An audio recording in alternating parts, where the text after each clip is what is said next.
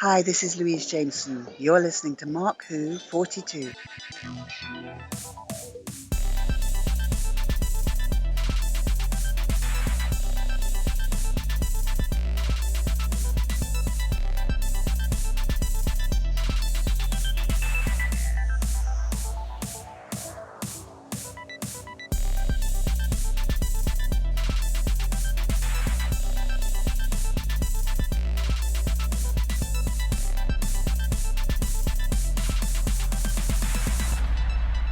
Quiet on the set.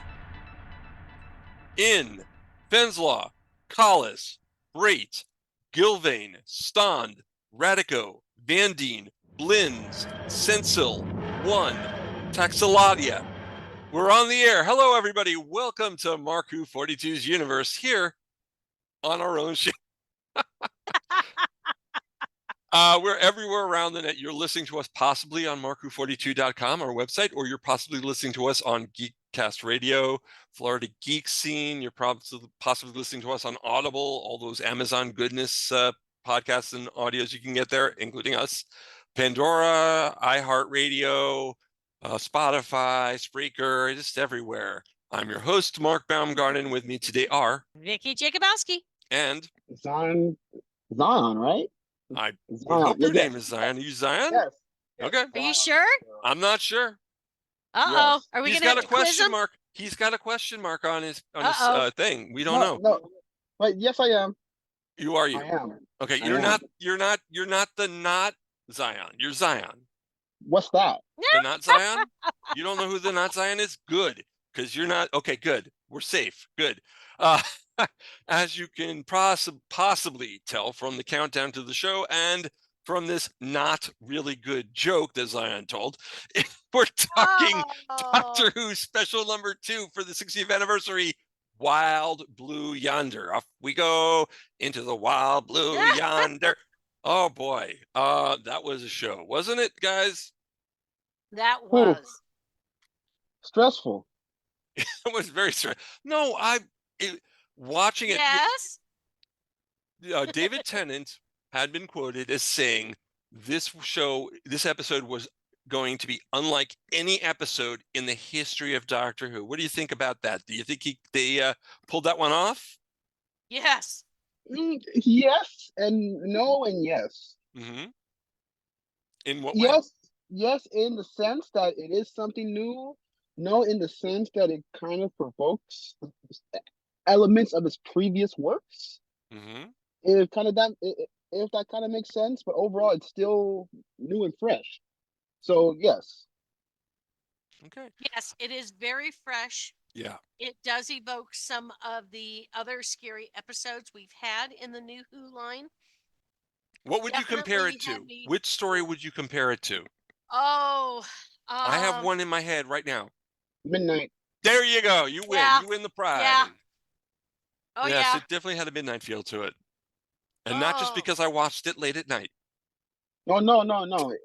The same levels of stress. Almost yes. Exactly. Yeah.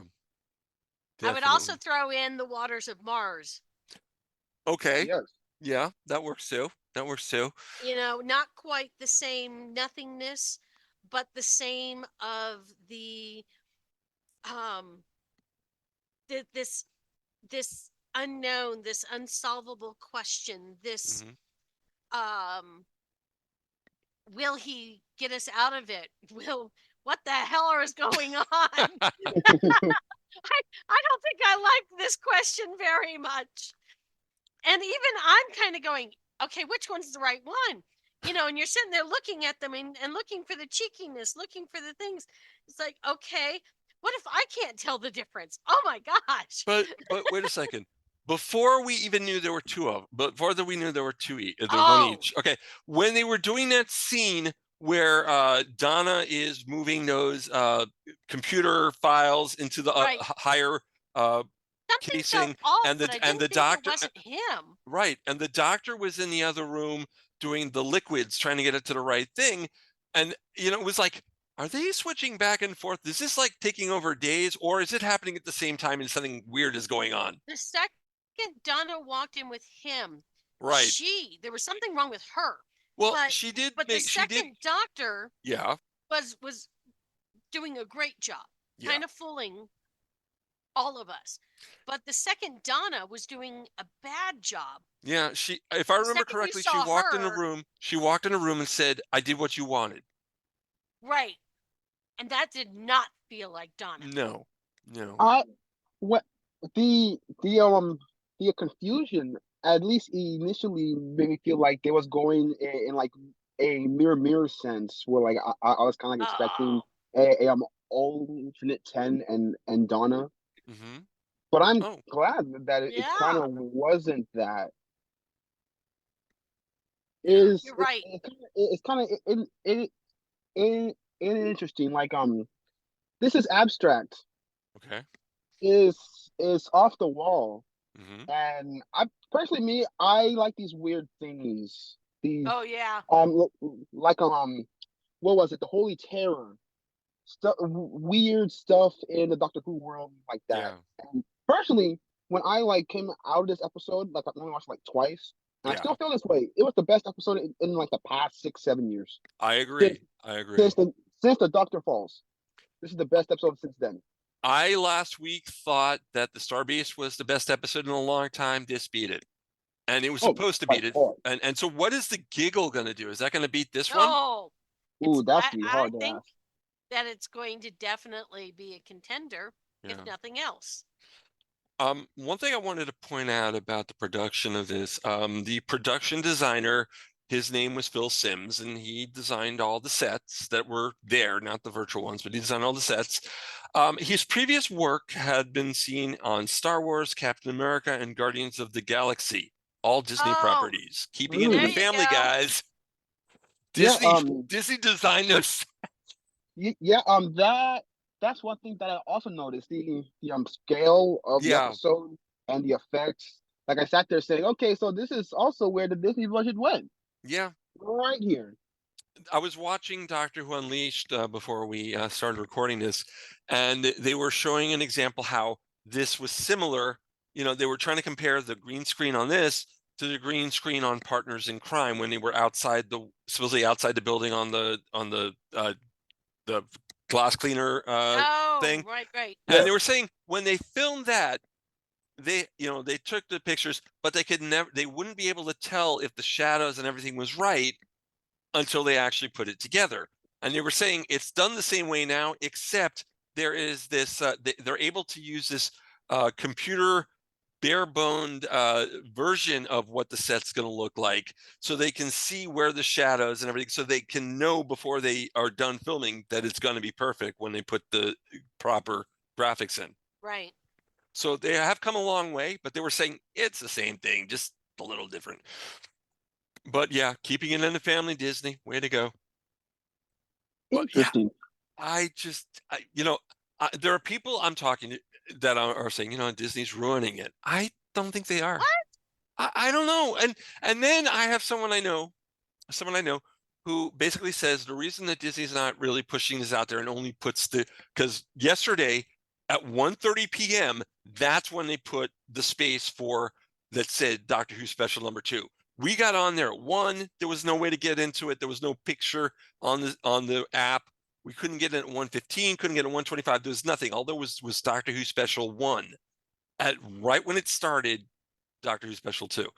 So my friend is going, well, the way they're doing that, they're trying to make it fail, and then because they actually know Disney knows it'll be good, they're trying to fail and then saying we'll buy it outright so that Disney would own Doctor Who, and then it would be a success and they'd make money off it, because they don't.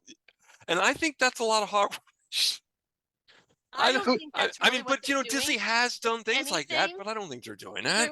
I think they're more putting people on the edge of their seats. Yeah.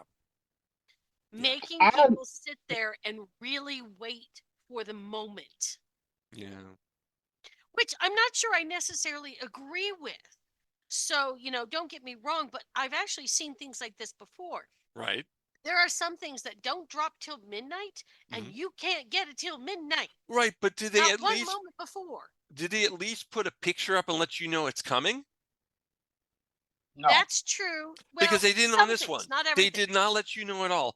I was like, Indiana Jones was not in the coming, because they have a line of coming soon right. on Disney Plus. Indiana Jones was not there until the day it dropped, which was the Oh, same day, but okay. at midnight in the morning, as opposed to 10:30 Pacific time.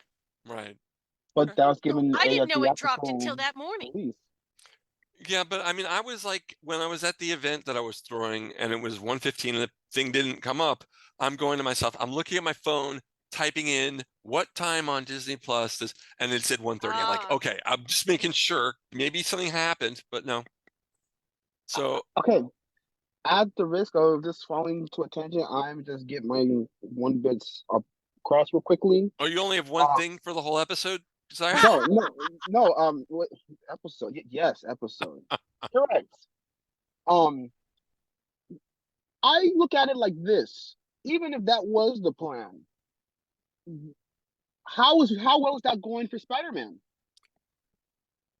It's not going well, is it? No. They are locked. Sony's not giving it up. And let's all be honest here: Doctor Who is the Beebs' cash Yeah. cow. Yeah. It is their money maker. Well, yeah. Classic Who is still Doctor Who. Classic Who Yeah. makes the bank for Doctor Who. So to sell to Doctor Who, you would have to give up Classic Who, which would never happen. It's like Pokemon and Japan. Yeah. Microsoft could try their hardest and put out something and say, we'll buy Nintendo immediately. And they'll laugh at them every time. Okay. Mhm. Yeah. But that's just me. That's just you. Yeah. But hey, I kind of go with that. hey, but about the episode though, Okay. I want to ask you guys this because I read something about it. Okay. How do you guys feel about this episode aligning with AI? Because someone brought up something about when a Tenant and Donna are talking to the doppelgängers, Mm-hmm. and Tenant said something along the lines of, if you can't give us something to copy, it can't produce it or learn from it. And that's kind of how AI works. And given like how like the episode went with the doppelgangers, they had to learn how to be human. Like first you had the body horror with the arms, and then you got the big eyes, and then you got them crawling and such. Then eventually you almost get the Doctor and Donna. And almost like the AI is learning. So That's actually a good point. I never That's thought of very that. yeah, ain't it? It's interesting. That's why we have you on the show, Zion, to come up with interesting things like that. No, I didn't come up with that. I read that, believe me. But Okay. Well, it's yeah, kind of a commentary this on episode was interesting. everything. It goes back to like horror in the 1900s, where they talked about things like that long before we talked about AI. It was the same conversation that we had. And the fact is that it's like, is this really what we want to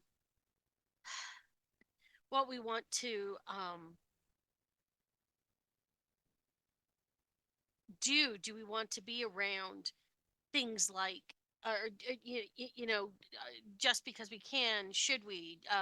Do we want to have these things in our life? Do we want these things that can learn and duplicate? Do we, all those different questions that this sort of things brings up, and kind of we bring something out of the nothingness, and it takes over. And it scares the living crap out of me. Yeah. Oh, yeah. Whether we're talking AI or this episode, I mean, it just that's why these episodes do scare us. That's why these stories scare us as humans, because when you think about it, there was nothing. There was absolutely nothing. How can there be a something in the nothing? Yeah. Well, there is. Do you think this episode was for family, children, or for more grown-up people? Because I think it may depend on the family. Okay. Okay. Yeah. Depending on the child, seeing Donna's arm just extend would probably creep me out for like 2 weeks. Yeah. Russell had said that the first story, Star Beast, was a family, everyone can watch it, and then when it came to the next two, it kind of was for a little older age limit. And I And I'm think just it's wondering, because true. kids do like to be scared. I know kids who have seen, Yeah. when I was a kid, I saw Alien. And Yeah. and I was only 12, 13. And yeah, so that's still not a kid, but you know, kids younger than that watch movies like this. Yes. I saw Alien around 8, and that petrified me for God knows how long. But yeah, this is along the same lines of, hey, you are in a enclosed area. Something either got in or Yeah. killed the thing that was inside of here. Can you survive? Yeah. Yeah. Well, I think it's kind of the interesting conundrum when you think about things like Doctor Who or Mhm. any of the other, and it's not even narrowed down to just sci-fi or Right. fantasy stories, that these stories, movies, TVs, they touch on our emotions. And to me, and the way it was for me growing up, and even though I grew up in a fairly strict household, I had a mother who talked with us, and it can be a great talking point, and that's how I was with my son when he was little. Is that I try and keep it age appropriate. I don't know, depending on how young he was, I may or may not. But if we were talking like a tween or a teenager, I would probably use this and then talk about why it might be frightening or why it might feel uncomfortable, and use that as a discussion point, because I think these are great ways to start those discussions with people. How else do you have these discussions with people you love that you don't know how to start to have those discussions? That's a good way to look at it. It's a good thing. Body dysmorphia. Science. Yeah. Okay. So you talk. Okay, Sam. Now that you're 5 years old, let's talk about. No, but no, it's a good concept. It's pretty good. And if they're really little, they're just going to go, "Oh, look at the googly eyes." When my Oh son was God, like those 4 faces. or Oh 5, wow. Yeah, what he would computers have can looked at do. it and he would have said, "Oh, look, it's funny." Yeah. Because he wasn't sentient, so it wouldn't have made a sense Right. of necessarily a scary thing. It would have been a funny thing. He probably would have died of hysterics. Mhm. And then he would have hit, the 6, 7, 8, and it might have scared him. But then he would have hit the 10, 11, 12, and he would have gone back into the, oh my God, that's really cool. So, it's interesting. And I think that we also don't always give our children and our adults enough credit. And yes, I'm on a soapbox right now of don't dumb it down. And thank you to the Yeah. Doctor Who people and Russell T Davies for not dumbing it down and not saying, oh, American audiences can't handle this stuff. Thank you. Give me something smart to watch. Give me something that makes me think. Give me something that makes me laugh, makes me cry, and makes me put the covers up over my head because you scared the living crap out of me a couple of times there. Thank you. Because I am intelligent. I am a, three-dimensional being, usually, I think. And I want something that does more than is just, banal. So thank you for that. I agree. Yeah, I agree too. Guys, I wanted to start off today's show, what we're going to talk about. Let's talk about the pre-title sequence for a little bit. The Sir Isaac Newton section, because I could have used a Fig Newton while watching that. Okay, now, how many of you guys knew it was Newton like in 3 seconds? Yeah, Yeah. that was kind of obvious that was coming. And I know that there are some out there. Remember we had a talk about what some people were kind of thinking about Star Beast and what was going on. People are having that conversation again, and I don't really want to delve into it because I don't have a problem with it. But there are people who are saying, "Oh, Isaac Newton was right. This is not right. They're rewriting history." Oh, shush. Were you there, folks? Maybe. No, but seriously, it's not historical. This is historical fiction. It's not history. where Right. it's not written in stone, and the actor has worked with Russell before. He knows he's a good actor, and he was fine on the role. I had no problem with it, and I never would. There's a little bit of who cares. Yeah, There and was a that funny seems little side bit Mhm. that was not meant to, make you go, "Oh my God, Yeah. this was history, and we've now told everyone the wrong history." Because listen, you know what? Sir Isaac Newton did not actually sit under an apple tree, have an apple fall on his head, and he suddenly thought of the laws of Hold on, gravity. hold on. Now, I was Oh, going to get to that. I was going to oh, get to that. They retconned Doctor Who history, bringing up oh, the fact yes, because yes, in this one, the apple fell on its own accord to him, and then more came on when the TARDIS hit it. But the apple fell of its own accord. The Fourth Doctor in the episode "The Pirate Planet" once explained that the Isaac Newton was under a tree, and the Doctor was up in the tree dropping apples onto Sir Isaac Newton, and Oh then yeah. but yeah. he didn't learn about gravity from that. The Doctor had to tell him about gravity over dinner after the apple incident. So they've changed. Russell's destroyed history. It's like the Flux. Oh, it's changed it. No, come on, please. Yes. And we'll talk about the Flux a little bit later.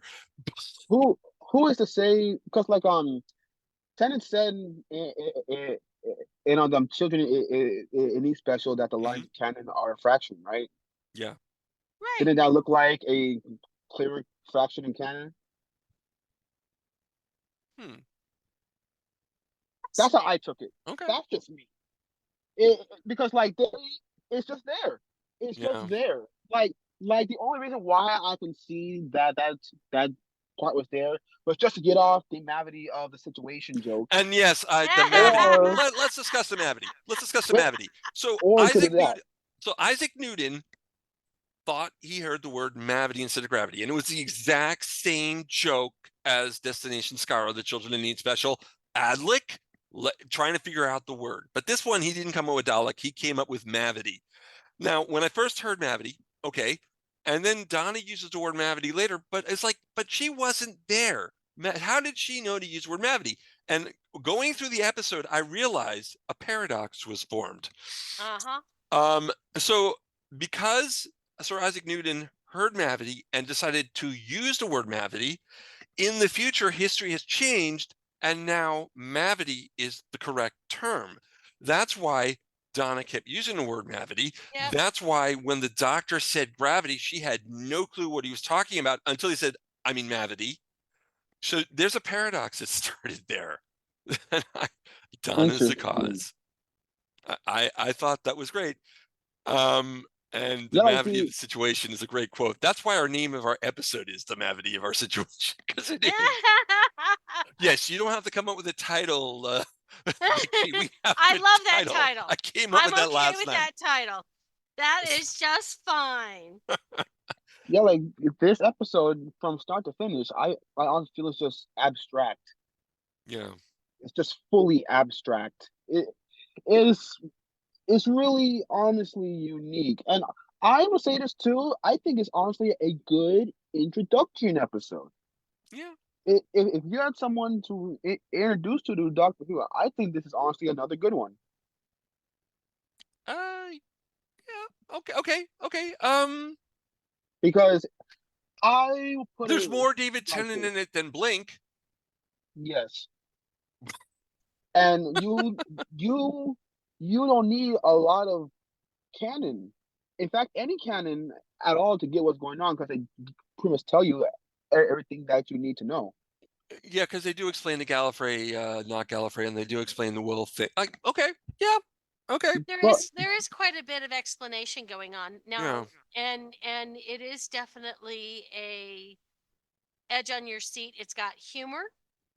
It's got intrigue. It's got horror. It's got emotion. It's got friendship. It does kind of have it all. So if you kind of want to bring someone in and say, if you want to watch some good science fiction, this is it. Yeah. Yes. I do agree. There's one other thing I wanted to mention about the Isaac Newton sequence, and then we can completely go past the title sequence. So the Doctor warned Sir Isaac Newton not to go into London. You guys know why, right? The plague, right? Well, more than the plague. It's 1666. 1666. What happens in 1666 in London that is probably the fault of a previous incarnation of himself? Is that the Great Fire? The Great Fire of London. Yes. Oh. Which in the Visitation, the Doctor and the pteroleptals caused it. And so I caught on to that. Once he said that, I was like, okay, I know where we're going with this. See, I knew Jeez, that the Shakespeare education Visitation. would come in handy. But you're right, Zion, the plague. The plague did, but that wasn't the overall. He was directly pointing at the fire. Because if you think about it, the plague was not just in London, was other places too. But the fire did help with the plague, unfortunately. Well, yeah, it killed off those poisonous rats that the pteroleptals set upon Earth. Speaking and of Adric and Tegan were able to help the Doctor stop it. Yeah. Speaking of the Visitation, we got a Sonicless episode. Thank goodness. I was going to point that out too. The Doctor, people were saying, "Oh, the Doctor's using the Sonic too much again." And in Star Beast, oh my God, did he use the Sonic? Look at this. In this episode, he didn't have the Sonic. So ha ha ha, folks who think they're not writing for without using a Sonic, because they just did. That was hilarious because of course this was written and filmed before that complaint started going. Yeah. Mm-hmm. Yeah, it was actually. They because they knew. I know. Also, when was the last time the hostile actions displacement system was used? Okay, here we go. I took notes. The hostile, let me find it here. I had it. Okay, the hostile action displacement system. Now, it's been used in TV, in audios, in comics, and in books. But on TV, the first time it was shown was the second Doctor of the Crotons. Yes, with Volcano, right? Yes, the lava. Cold War with the 11th Doctor. It ended up in Antarctica when they landed on the nuclear submarine that was going down. Yes. And then the Magician's Apprentice and the Witch's Familiar with the 12th Doctor, where it kind of changed its look to make it look like it was destroyed. Rare Doctor Who moment again. Mm-hmm. I really like this episode a lot. They add certain things, and then they bring up things that people didn't like, which I'm gonna bring up in a second, and then build up upon it, which I obviously is like the flux, right? Yeah. I'm be honest, I didn't like the flux. I thought the flux was a whole bunch of hogwash. But the fact that I feel like when I was watching it and they doubled down on it, the way they did, it almost felt okay. We're gonna talk about that a little bit later, Zion. But yes, they did double down on the flux. It happened, folks. Deal with it. So, does anyone want to give a brief summary of the episode after the Isaac Newton scene took place? You're good at this, Vicky. Tell us the story. Oh, you want me to tell us a little story? Yes. Okay. So, okay, so as you may recall from the last episode, Donna accidentally spilled her coffee. Whoops. And the randomizer or the pissed off TARDIS, sent them off to a random location. They land inside a ship. And then they're exploring. They see something off in the Wild Yonder. Where are they? What are they in? Well, they're clearly in space. They feel like they're in space. It tastes like they're in space. And then suddenly, and it looks like somebody's watching them. It kind of feels like somebody's watching them because you get the perspective of that. So, but then, of course, what does the TARDIS do? It acts up. Yeah. It's acting up. It's all pissy. Well, I don't know if it's pissy. I think the Hads took place. I think that's where the Hads came in. I don't know if it was actually purposely acting pissy. It could be. Yeah. It could be. Or she's just having a moment because know she's had her moments. The fans told her that they didn't want her to use him to use a Sonic, so she took the Sonic away. Okay, we'll go with that one. We'll go with that one. Okay. So, of course, what does he do? He takes his Sonic screwdriver and he decides she needs to regenerate. And, of course, that's going to take a while. And so he plays and he plays and he shoves it in the keyhole, and now she's going to fix up. But, they're exploring, and suddenly they hear noises, and guess what? She runs away. Yeah. Why? As someone just said, they had took over, and she's escaping danger. Danger, Will Robinson. Hostile action. Danger. There's some kind of war going on, some kind of terrible thing that the TARDIS is afraid of. So, and of course, as Donna aptly points out, so the TARDIS left us because there's danger here. Yeah, and then she made another comment, which I thought was pretty funny and stupid of her to say. Still, wherever we are, it could be worse.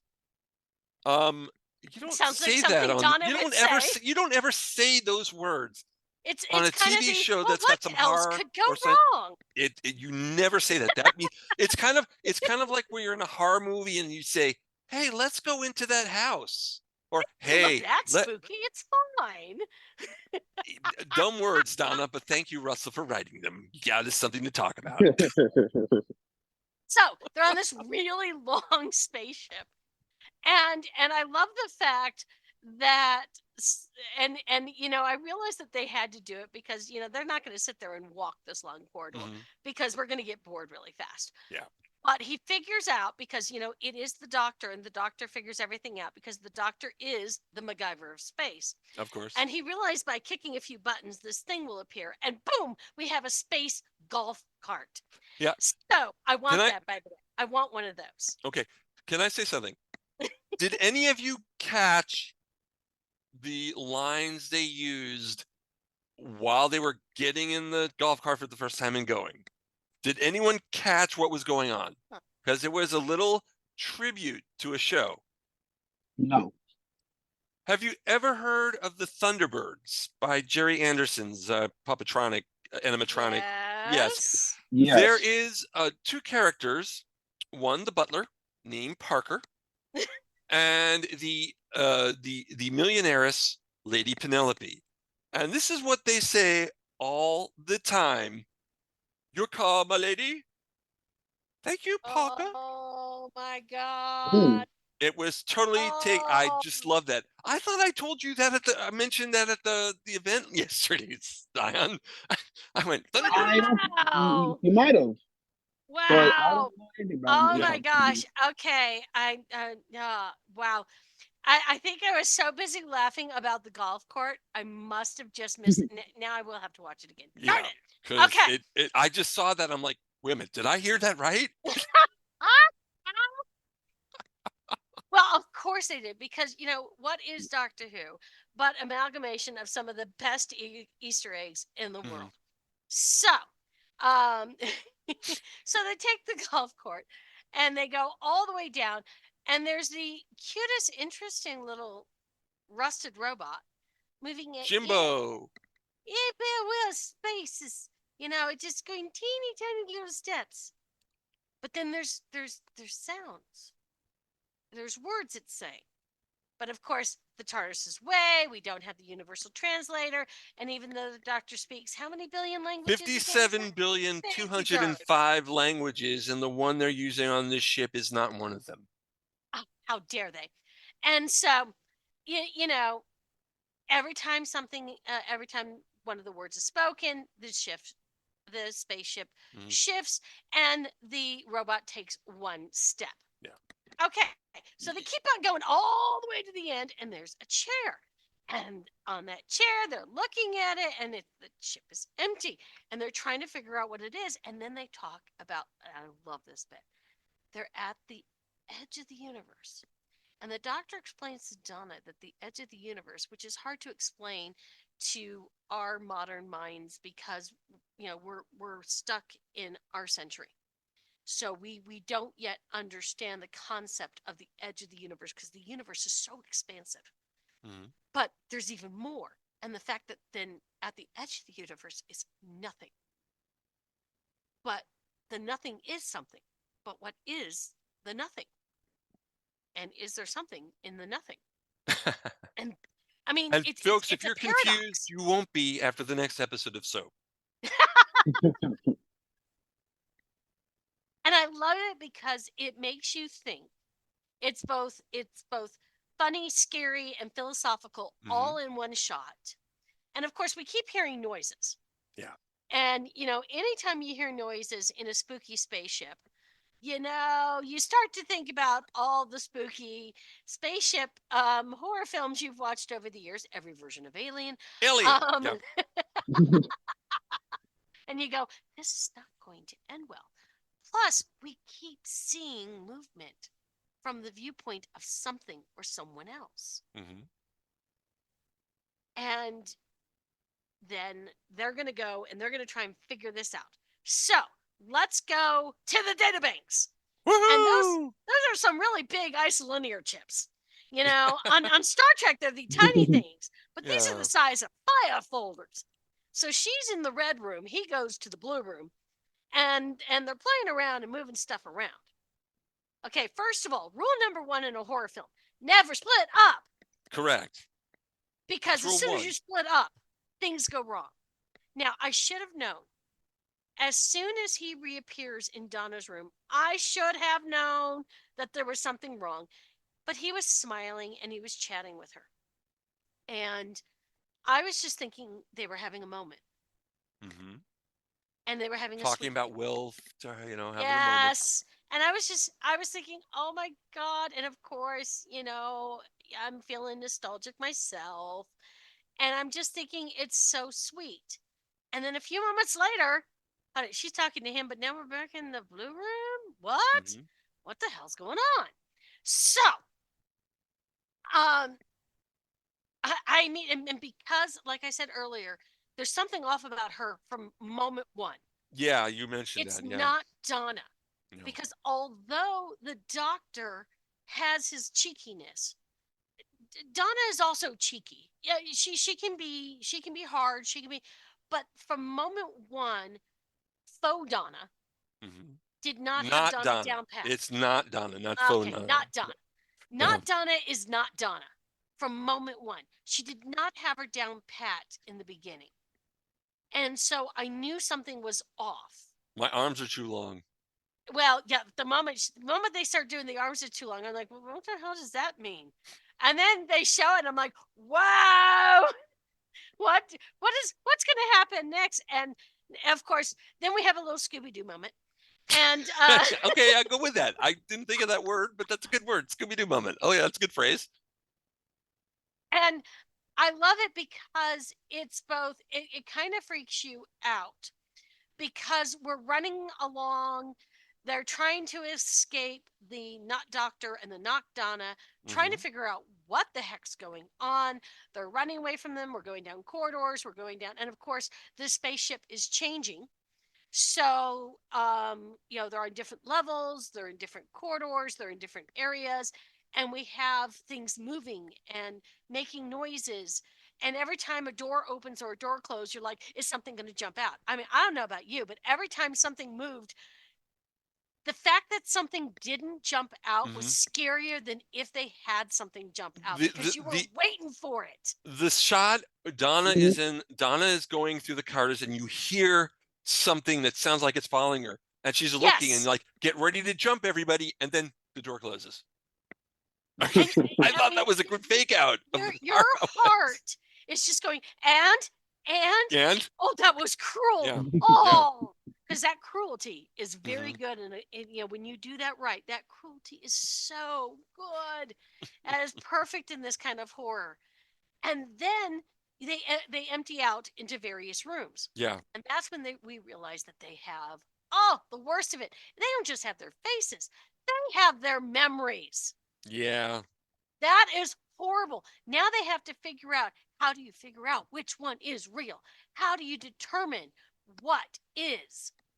And the things that they have to do. And I like the fact that Donna was able to, so the doctor, which turns out to be not the doctor, takes his tie off, but it disappears. And the fact that when where's your tie? Where's your tie? I love that. That was perfect. Oh, because I see. You take it off and it stays. I love that. Yeah. That's perfect. But she also talked too much, which kind of annoyed him. Nice job. Yeah. Now, of course, that's also Donna in real life. But yeah, if you hear Donna, if you hear the character that's in the episode talking too much, that's the real Donna, That's not the the real not Donna. Donna. There's a difference. Yes. Because you can, there's a scene after you already know that the Donna is fake in one scene. They Yes. go to a scene where the fake doctor is, and she's just rattling off. Like, I if they know! hadn't told You you know! that You wasn't the know! real Donna in the other scene, you totally would have figured it out from this Yes. scene. Yes. I Now, thought that I was a have wasted to say- opportunity, but it did show that it I was know they Donna. could have done that a little Yeah. reversed. Yeah. I have to say, when we get to the part where we've got the real doctor and not Donna, hmm and she's talking about that she has the memory because real Donna has put up a block, and when we were talking earlier about the flux hmm and the guilt and the strangeness that the doctor feels about the endless child and the flux and the everything that has just transpired, and the weirdness and all of that, and that can you imagine that insanity that a character that a person, the doctor, must feel, the guilt, Yeah. the not guilt, the everything. And the fact that not Donna does not have that blockage up and thus feels it, has not compartmentalized those memories and thus feels them and knows them, and is Mhm. able to say that to the doctor Yeah. and allows the doctor to have that moment, is both sweet and terrifying all at the same time. And he's about to hug her. And then I she moves toward him know! and turns into goop because she hasn't gotten the And hang she's of like, oh solids. my God, I can't hang on. Which is almost a Donna moment, which was kind of Yeah. funny. Yeah. But the fact is that it just the continuous which one is which. I mean, I don't know about you, but I was like trying to figure out, what it is that's different. Because of course, you've got the same actors playing them. You're looking for what's going to be the tell, what's going to be the twinkle, Okay. what's going to give them away. Well, And the fact that Donna isn't just stupid. yes, Because Donna, how could you be so stupid? Yes, I am stupid. No, but Donna isn't stupid. She's stupid, but sometimes and she's brilliant. And you know what? When they started doing that, and the fact that you could do two things at one time, like this brilliant and stupid, Mhm. and do one thing and another, you know what I was thinking to myself? What? Binary, the word that we were Yes. introduced to last Ah, episode. yes. Yes. So I'm wondering if in the giggle, if something's going to occur with that again. Well, This is the and I think binary that's trilogy, which something- is an oxymoron, but still. Well, when you think about the nothing, Yeah. they don't know what they're trying to be, No. and we don't know what is the things or whatever they are that Mhm. is in the nothing. When you think about some other science fiction stories where you go to kind of nothings or energy beings, where they're flat or they're two-dimensional and they don't know how to exist in the three-dimensional world. They don't know how to be multidimensional. They don't know how to exist um um they don't know how to have emotions. They don't know how to um, have both anger and love. They don't know how to have both positive and negative. And it's a very fascinating thing. And it's a theme you see in many science fiction stories, books, films, TV shows. And so I like that exploration because humans, and the doctor says this, and it's one of the things that he loves about humans are complex. Mm-hmm. And for as much as they are copying it, I always wonder that, they got really close to copying, but I wonder, could they have truly copied a complex creature? Could they have ever, even though she got really close at the very end, could they have truly copied that complex creature? Could they? I wonder. I don't know. Because I think they could have gotten close, but I don't think they could have ever truly gotten all those nuances. Because we humans are ridiculously complex. Mm-hmm. and complete, we are oxymorons in every sense of the word. So, but anyway, I digress. So, they figured out that these creatures, and then the doctor tries the trick of the vampire and the witches with the salt and throwing it down so they have to count it, and tricks the not-donna into counting the salt crystals. I can't believe that worked. Well, because And Donna's stupid. that's Or- because that Donna is stupid still. Yeah. And so She figures it out. she She does. does. It does come to her mind, like, this is dumb. What am I doing? But anyway, go ahead. But anyway, so we'll skip ahead and we'll go. They get back to the front and The bridge. They get back to the bridge of the They ship. get back to the bridge and The chair where a person with a bum can sit on it. I thought that line was. I just. Well, of course, The word you need a the bum word to sit on arse it and bum in Doctor Who. It worked for me. Those both every words. time. Both words. But so of course we're still having that sound, but they don't know what that is. Mm-hmm. Now this is where Doctor gets himself into trouble because he is naturally very curious. But it is the thought, it is the thinking, it is that's what they realize gets them into trouble every The time. rapid thinking, the Yes. the chemical reaction when you get excited, And that means that the nothings, the nots, the not-donna, the not-doctor, those are becoming more and more like Donna and Doctor as they have more of that. So the more curious, the more that they're thinking, the more that they're, and of course they're complex, they're curious, they have to know everything, and they can't not. The Doctor cannot have a mystery unsolved. I have a question. Yes. Okay, so the Doctor basically tells Donna the way they have to do it is for them both to stop thinking. In a normal situation, who would have the most difficulty stopping thinking, the Doctor or Donna? Donna. In this situation, who had the harder problem stopping than starting? The Doctor. The Doctor. Yeah. And the second the not doctor started asking those questions, that not doctor, oh, he figured it out. And then Because he's the not doctor. He's the 14th not the not 14th Doctor. and then the Doctor goes, oh, and then it was funny the way they're all feeding off each other, and they have to have the mystery solved. And they turn on the lights and they open the windows and they realize that the captain of the ship, the one who actually opened the door 3 years ago and went out and closed it, because knowing that if they went out and I believe they identified that the captain was a she, and it was an equine. It was a horse. Equine, yeah.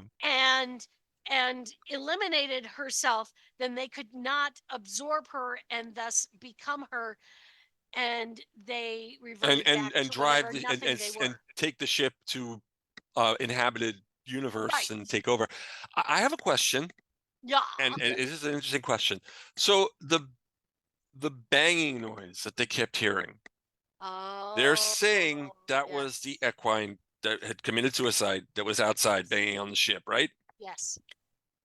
It was that loud, and it was that loud in a ship that big, made of heavy metal. A body that's got a spacesuit on is going to hit it, and it's going to cause. You're in the nothing. I mean, yes, you're in a vacuum, but still, I think it's kind of a little bit too loud. I think it's a little too loud. In fact, I don't think you could hear it. I don't even think you'd hear it.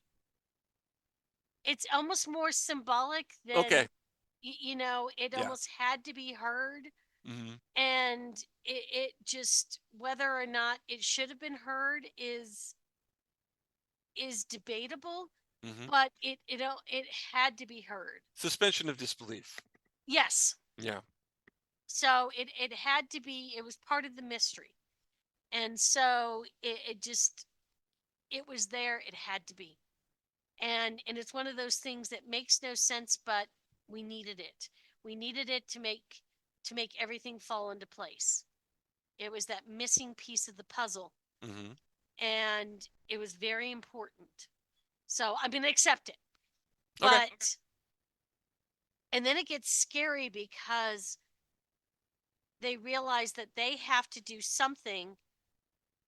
And suddenly the doctor knows what it is. He has to speed up the robot. He has to speed up the self-destruct. Because to self-destruct, the equine put a self-destruct program in place, and slow because the knots cannot handle slow. They don't understand slow. Anything that's going slow, and this is why the doctor told her to stop thinking, Donna to stop thinking, because if it's slow, they can't get anything out of it. It's got to be frantic, like I'm talking right now. It's got to be like this. If they're just talking like this, they probably could not have read my thoughts or gotten any information out of me. But because I'm like this, yeah. Yes. So so it took 3 years for this remote detonation to self-destruct the ship, and it was going to be Jimbo, the robot, doing it, and he was going slow. But Wes, what did the doctor figure he had to do? Speed that baby up. Go, Speed Racer. Go, Speed Racer. Go, Speed Racer. Go. Okay. And so, of course, he's moving super fast. So the not-donna and the not-doctor are trying to go super fast, and they're trying to see which one can outspeed the other one to open or keep locked the door. And then, of course, they get the doors open, and then they're racing each other. So the donnas are fighting each other, which, of course, is hilarious. And then the chase scene, folks. I know. And now we have where we just, I mean, now it's just like super fast.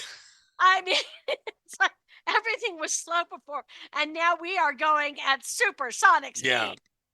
And it just is wild, and the robot is going, and the numbers are counting down, and suddenly Not Doctor is going monkey run, and it is just hilarious.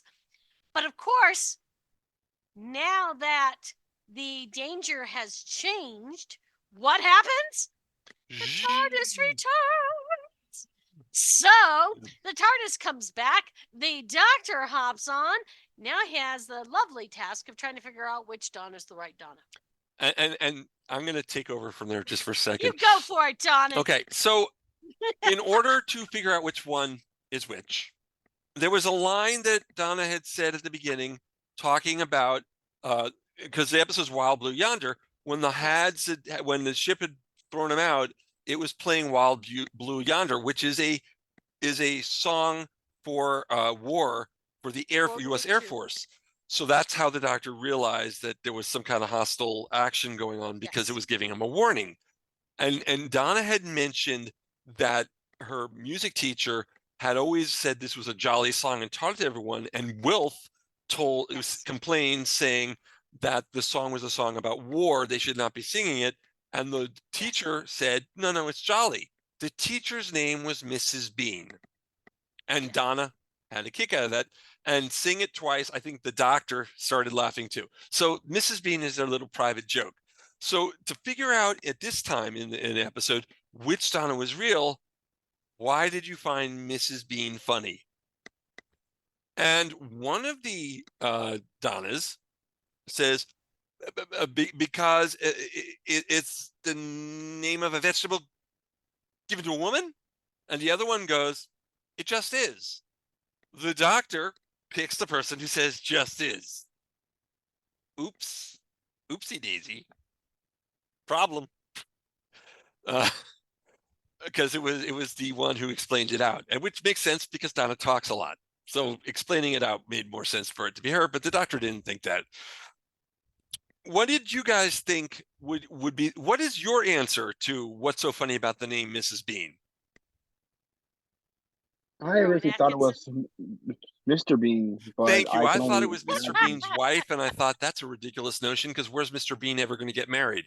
That's where so yeah, Zion and I were on the same page. What about you, Vicky? Well, actually, it made me think of Rowan Atkinson, who did a parody playing Doctor Who. Curse of the Yes. The Curse of the Fatal Death. Yeah. Yes. Well, so we all had Rowan on the brain. We all had Rowan on the brain. We had Rowan on the brain.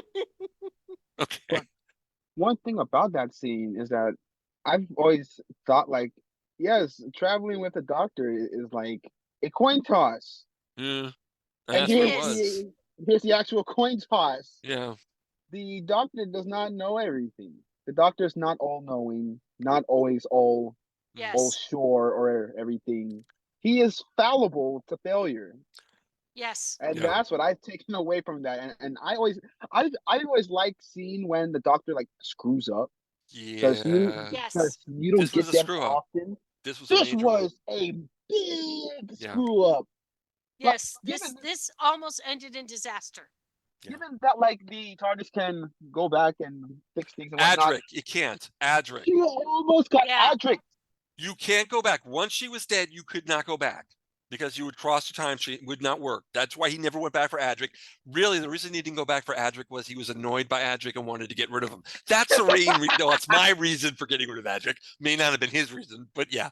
But yeah, I actually thought they was gonna kill her off, and now we're what, 2 for 2 for Donna near deaths. Yeah. Which kind of scares me for what's coming next. Which I have to tell you something. I have to tell you something really interesting.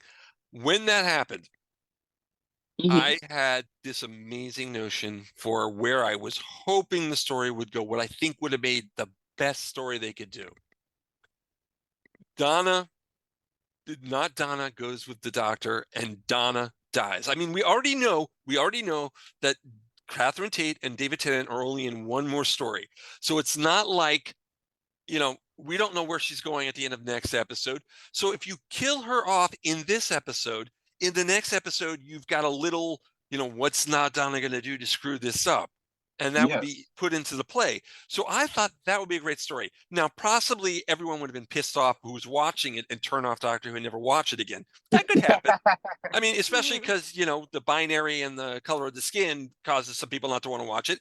Maybe Donna dying would kind of watch it. But we don't know if Donna's going to die in the giggle anyway. So I feel like she is. It would have been a good story. I think it would have been a good reach. It would have been an interesting version of what could have happened in the giggle if it wasn't Donna, but it was the not Donna. I agree. I would have definitely liked to see if Donna like actually died. No. Mostly because I remember how I felt about it. I was like, oh my goodness, are they actually going to do this? Are they doing this? They're doing this. I thought and they were going to. No. TARDIS stuff. Catapults. I got you.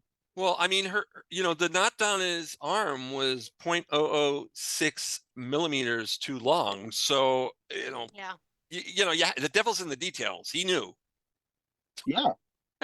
Using quotes. That's what I do. That's why I was okay with it. But like, oh my goodness, the whole thing was stressful. The whole thing was stressful. But I want to bring up something that like we kind of passed on with the fastness, right? Okay. So they're on the edge of the universe, right? And I could be wrong with like the actual details about this. You're right. But, I know where you're going. Space is like expanding faster and faster as time goes on. And the further you go out, it's faster and faster. I think it's called the redshift and stuff and such, right? So theoretically, at the end of the edge of the universe, you're going as fast as you can. Right. Which is why, you have the question, why can't they just go to the universe if they're just on the edge? Well, they can't because they're moving away faster than everything else in universe is moving away. And I guess I take that as canon or head canon because they can't move slow. It's like they're locked at the speed of which their area of universe is moving away as. Like they're a product of their domain. They are redshifted, if that makes sense. While everything else is like moving slower. It's kind of weird. Yeah. But yeah, I really like this episode. Yeah. I'm looking forward to the next one. I actually thought you were going somewhere else with that, and I'm going to actually go somewhere else with it. But we're going to take a break because we got to pay our bills. Okay. When we come back, we'll have more of Wild Blue Yonder here on Mark Who 40's Universe, and we'll definitely have a little tribute to a certain actor and character in this episode at the end, who the episode Wild Blue Yonder was attributed to, and we're going to attribute this episode to him too. We'll talk about that when we get back. But first, the airlock door opens and then it closes. We'll be right back. Don't go away. Don't go away. We'll be back with more Mark Who 42 after this.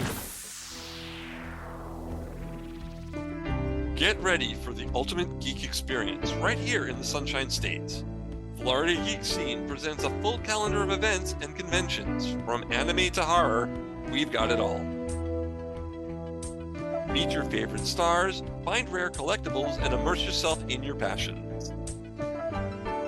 Experience the thrill of cosplay and witness amazing live performances. Stay up to date with the latest news and reviews all across Florida. Florida Geek Scene, where pop culture happens. Visit us online for more. Don't miss out on the fun. Join us at Florida Geek Scene, floridageekscene.com. Toycast is back. We are talking toys once more here on the Geekcast Radio Network's Toy and Action Figure podcast. From breaking into the display case to our toy topic talk and the brand new Origins in Toy collections, where we get guests to tell us their toy story of how they got into toy collecting. Toycast is the only toy podcast you will ever need. Find us on geekcastradio.com and any podcatching client you choose to use. Now go forth, transform and transcend your toy collecting today while listening to Toycast. You are listening to Mark Who 42's Universe.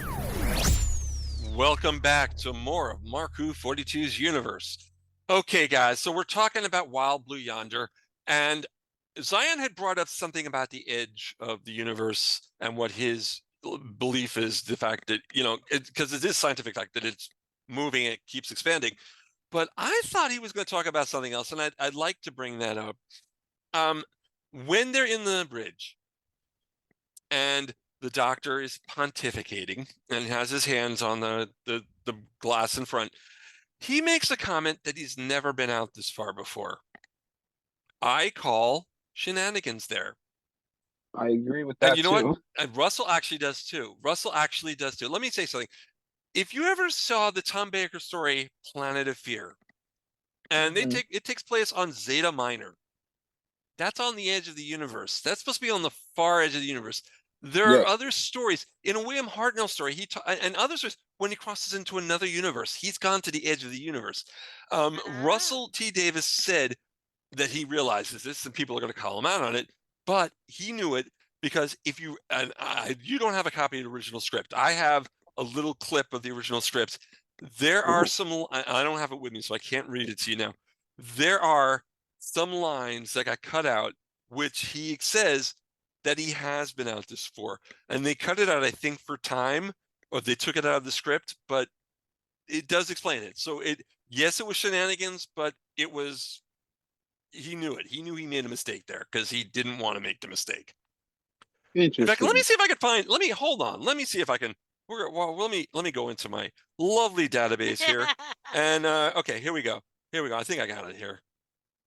Okay. Wasn't the episode on the sound of drums also on the edge of the universe? Yes. Or was that at the end of time? Okay. So the Doctor goes, the nothing, at the edge of creation, absolutely nothingness.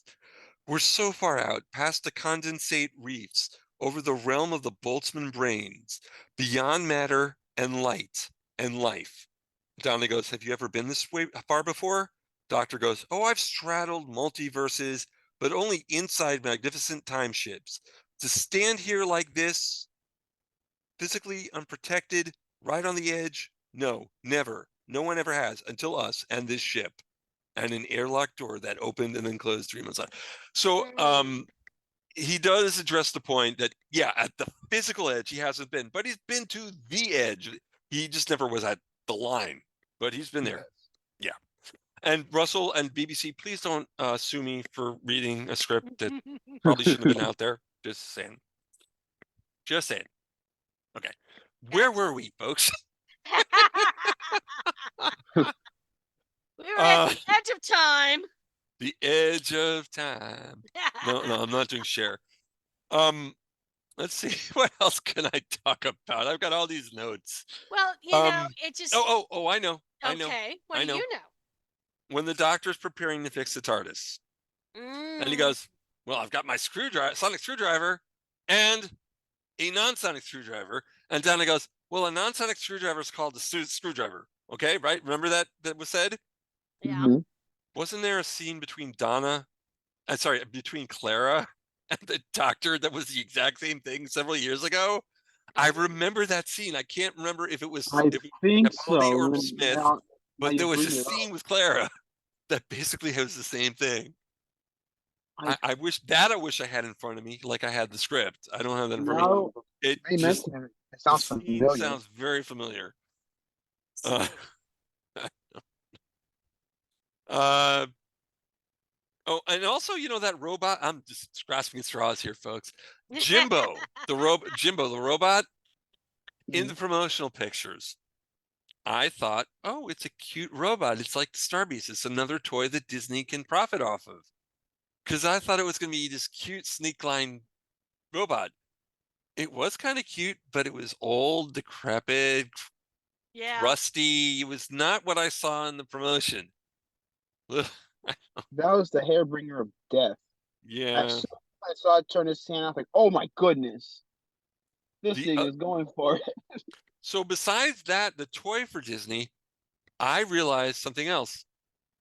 The car spinning when they're in the golf cart and it's spinning because they've been hit Yes. by the Doctor's hand. Are they thinking a Disneyland ride? Oh goodness. Ooh. I could come up with Disney stuff, and if we're going there, the golf cart itself was a land speeder from Star Wars, which is owned by Disney. Oh my goodness. I'll just you want more Disney? No, I'm sick of it. Oh. Wilf.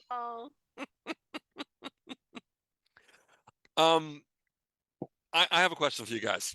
Yeah. Yeah. Okay, so you said in the synopsis that the not-donna started having a conversation with the Doctor about the flux and the fact that he's not from Gallifrey. He doesn't know who he is, Yes. right?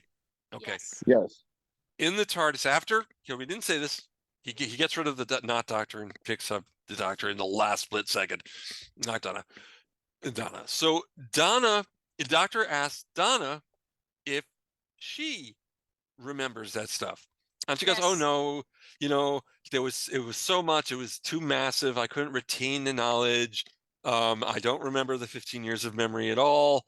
But do you think she was lying? Yes. Yes. Because her facial expressions totally were like, "Yes, I know, but I'm not going to Because tell." then I don't she want to tell turns you. to him and go, but is there something you want to talk about? So Right. In fact, can you get over it? Will you get over it? And he goes, "Yeah. When will you be fine? Yeah, 1,000,000 years. Gonna take the Doctor 1,000,000 years to get He over what he'd look." Because he basically, he even says to the not-donna, it's his fault that half the universe got wiped out.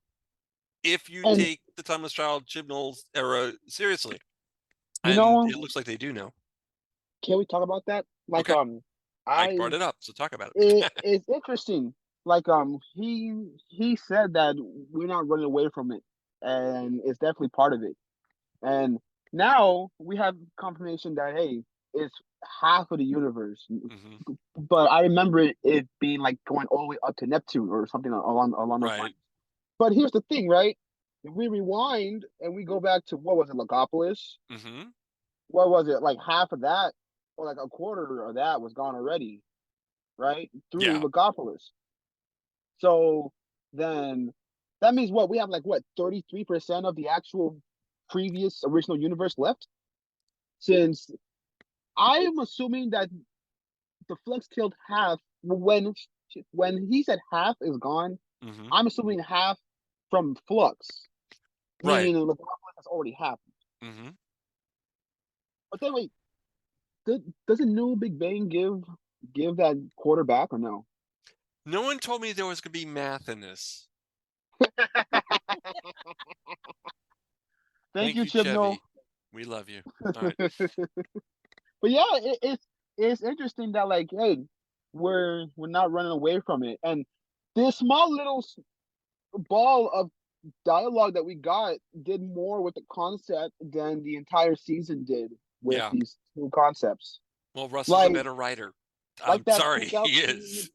that breakout scene with the Doctor. I was like, oh, you know what? I don't like the Flux. I don't like a timeless child at all. But if it hurts this guy and we get to see it like this, then Yeah. it kind of makes it okay. Yeah.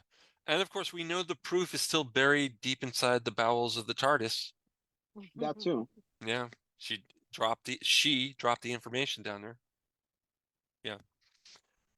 What are you? Okay. Okay. So there's a line the Doctor says after, because the lie that he told the Knots about the salt. The Yes. Doctor wishes he hadn't done that thing with the salt. He invoked a superstition at the end of the universe where the walls are thin and all things are possible. He says, I've just got this feeling of something, which is gone. Fine, good, onwards. Premonition of the episode that they're leading into, I or think something so. further, or something further on down the line with Shooty. Maybe that has something later. Ooh. All the above. All the above. Yeah. I think that there's going to be, it's not like it's going to be a curse or necessarily even a massive shadow above everything, but I think that it's going to be an impact, at least on the next episode, Yeah. if not on some episodes to come. Mhm. That it's kind of like the joke of don't tempt fate. Why have to? It's not that you necessarily believe in your superstitions. Right. It's just why sit there and dance on a grave if you don't have to? Yeah. I have a question. Yeah. So since we got that scene with Wilf, right? Is that the Yeah. only scene that we're getting? Well, Because as okay, far as let's okay. Leia didn't Definitely show want to them talk about this. Definitely want to talk about this. At the end of the episode, the Doctor and Donna come back only a few days late, and Wilf is waiting for him, and he's saying, "I knew you'd come back to get us out of this danger." And in that scene, there are explosions. A plane completely crashes. They show the plane, almost like, well, they couldn't have done this closer to 9/11 because that would have been horrible. That scene, and that wasn't a joke, folks. That's serious. They wouldn't have been able to do it back then. But the scene with Wilf, and unfortunately that's the end of Wilf. That's why they put at the end of it, this episode is in tribute to Wilf, 1928 to Bernard Cribbins, 1928 to 2022. He was supposed to be in more. They filmed this scene, and he died before they could film the rest. He was going to have not much, but he's going to have a bigger part. He was going to be in more than just this episode at the end, but he passed on. This was his last role ever, and he came back to it especially because he wanted to be part of Doctor Who's anniversary. Now, let me talk a little about Bernard. Bernard Cribbins, major name in celebrity in England throughout his life. He had television shows. He was in movies. He sang. He danced. He told jokes. Very funny. Very good actor. Doctor Who wise, he was Special Constable Tom Campbell in Dalek Invasion Earth 2150 AD. So he played the companion, the substitute for Ian in the episode. He was for Big Finish. He was Arnold Carnes, a glam rock promoter in the story Horror of Glam Rock, and that was an 8th Doctor story. And then what does he do later on that year? He does Voyage of the Damned. Voyage of the Damned. It was originally going to be one part. He was playing it for the one role, but when the actor who played Donna's father in The Runaway Bride died, they knew they had to replace him, and they were like, well, Bernard's willing, and they realized, yeah, Bernard would make a good grandfather. So they brought Bernard in, and he was in Partners in Crime, The Santaran Stratagem, The Poison Sky, Turn Left, The Stolen Earth, Journey's End. He actually kind of became the Doctor's companion in the 2-part The End of Time. Mhm. Then he played, he was in an episode on Big Finish's 10th Doctor Adventures called, the episode was called No Place. And then he was in this episode of Wild Blue Yonder. I am definitely going to miss him. And one other thing that I Yes. know British people totally will know him from was he was the narrator in a much beloved children's television show in the 70s, and then again they brought it back in the 90s and stuff, called The Wombles. The Wombles were these I'm not sure, hedgehogs, or they're furry creatures who lived underneath Wimbledon Common, and it was like the first show that dealt with environmentalism, because their role was to what they did was they cleaned the park of garbage. That was what they did. They lived Aw. off the garbage. It was such a sweet story, and Bernard got to narrate those. They were like 5-minute things they had between some children programming and the news, so even adults could watch it and learn, how to take care of the environment. And then they brought it back, I think, in the 90s, and then which it didn't work, and then they brought it back in the 2000s, and it lasted for a while. So I mean, and he was the voice in it. So yeah, he was very beloved in England. What do you guys? What are your impressions of Bernard? Ooh, I don't know what to exactly say. I just really wish that he was in the more specials. Mhm. Bernard Cribbins, I feel like was like I never had a grandfather, but I Mhm. always felt like if I wanted a grandfather, it would be like how he portrayed Wilf. Just like the Doctor said, he'd always want a father or a grandfather Yes, like Wilf yeah, too. someone who's wise, strong, Mhm. who's went through his trials and tribulations, but did it his way and Yeah. stuck to his morals and grounds and kept to his character. Mhm. But overall, Bernard Cribbins was a phenomenal actor. Yeah. Even down to his last role, I could feel him evoke. Like he hasn't played Wilf in like since how long? 2009. 2000. Yeah. They filmed it in 2009. The last episode aired on January 1st, 2010. Yeah. And his last role, boom, on screen, and boom, he feels 100% like Wilf. Well. Doing, I feel like as good as job as Mhm. Tennant and Captain Tate Yeah. in evoking the roles that they haven't touched in like over a decade. Right. Well, no, he did touch that Big Finish audio he did in the 10th Doctor Adventures, No Place. That was after he was on the TV show. So he Oh, did okay. he revisited it in the last 13 years, but 50 minutes of episode, and it takes you one day to film that, to record that. And then so this is his first, and like I said, he really wanted to be there. He was so happy when he was asked back. Yeah.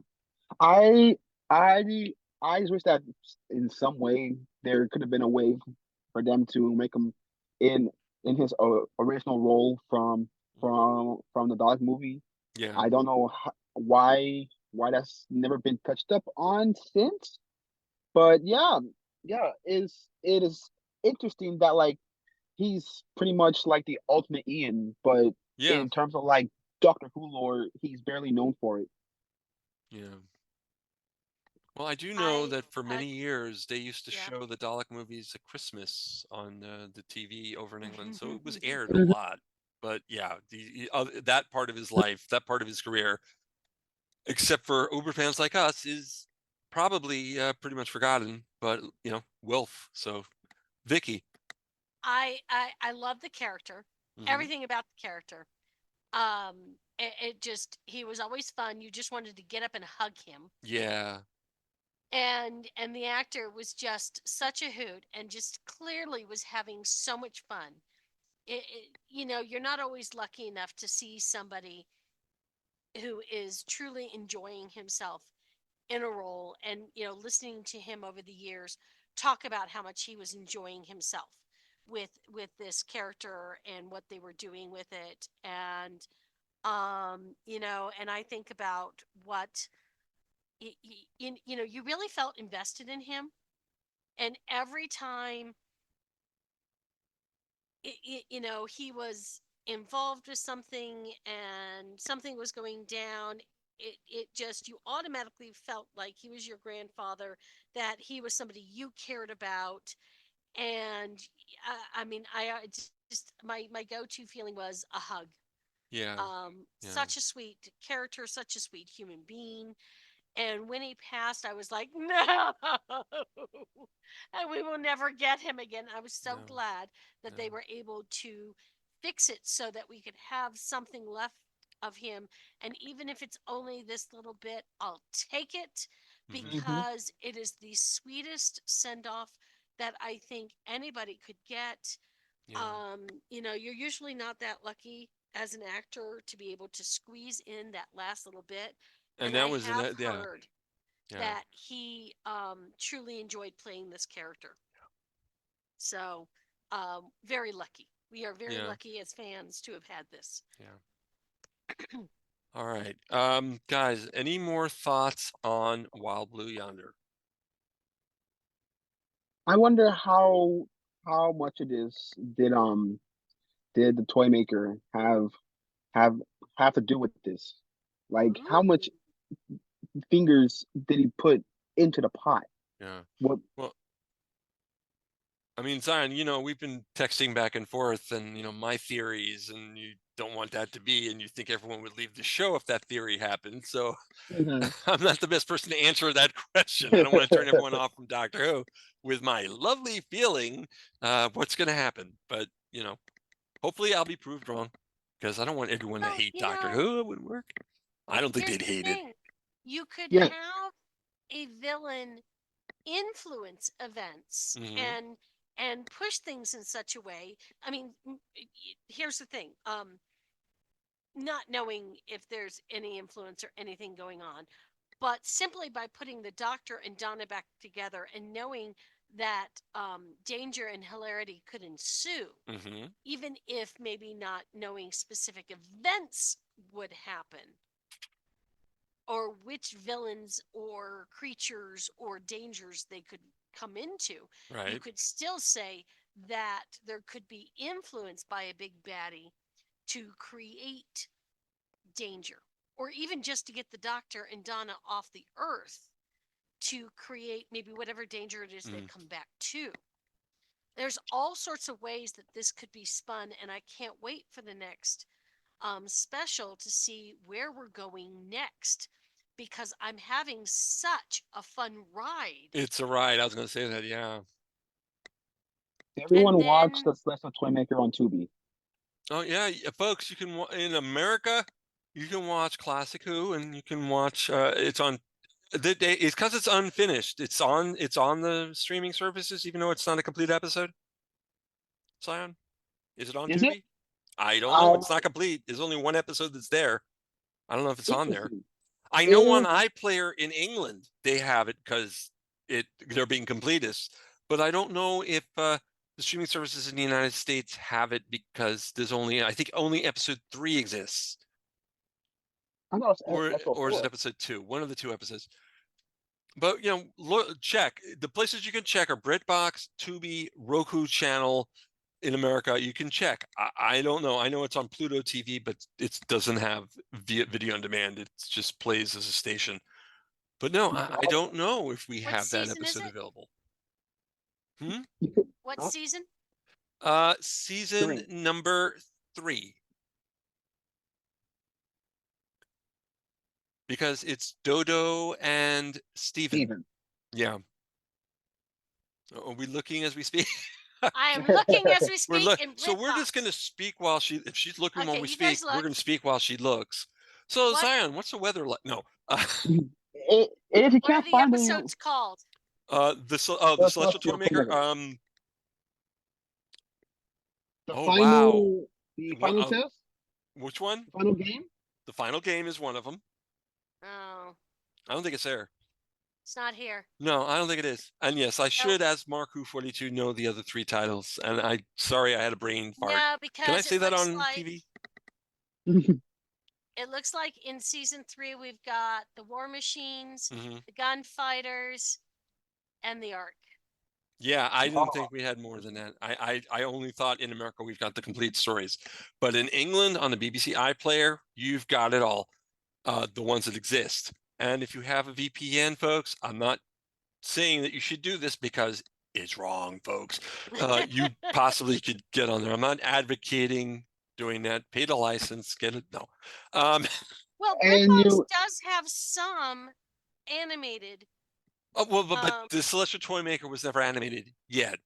Now, this story that's coming up may give them reason to animate that. This could be this could be the catalyst to animate that story. And it would be nice if it did. It would be nice if that came out before. Yes. You know, Zion, because I know we're having another event in Ye Olde Falcon Pub next Saturday, and I may have to go out of town. But if I'm not, and I'm hosting it myself, I'm going to show the episode that exists before we see the giggle to get everyone in the mood. I have the reconstructions, so if you Well, want them, you can take that. I don't want to force them to watch the reconstruction.